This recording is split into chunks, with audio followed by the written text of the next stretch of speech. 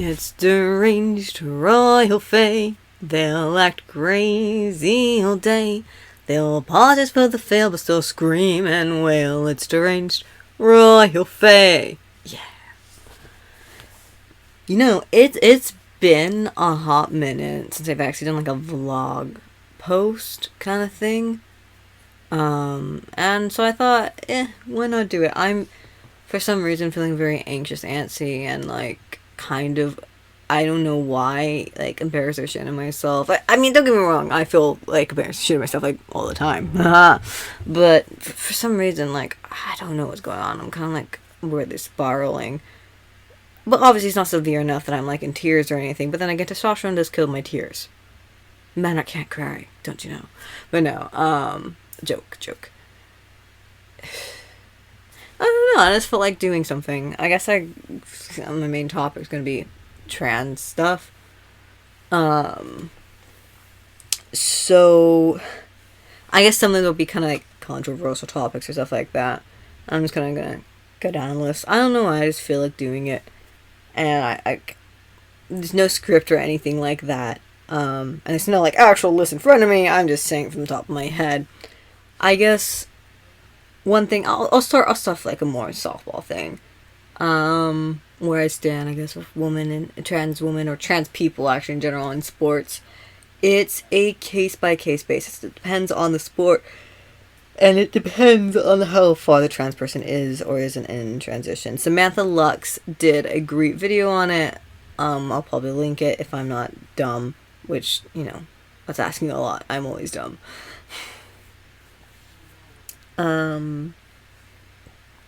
But she did a great video on it about, like, about how, like, some studies have shown that trans women can actually get reduce, like, their power and strength and blah, blah, blah, to the equivalent of a AFAB woman or cis woman, depending on, like, her she's in transition, etc., and so on.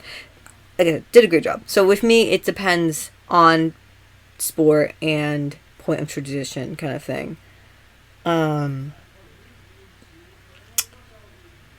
Let's see. If I find it transphobic about genital preference and stuff like that. No, I don't necessarily find genital preference transphobic.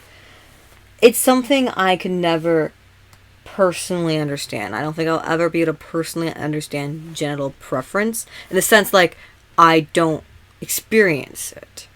I experience love and affection towards a partner, and that could have a lot to do with me being on the asexual spectrum. I guess you could say also pansexual spectrum. But I don't think that makes someone bad or bigoted if they honestly don't like, a penis or a vagina. Now, I have mixed feelings when it comes to post-op. Like, I understand it a lot less if it's post-op trans person. But at the same time, if you honestly can't, if there's this big disconnect in your brain, well, I mean, I don't think that trans person should want to be with you anyways. If you really can't love your partner enough to, like, see past that, I don't know, this is weird.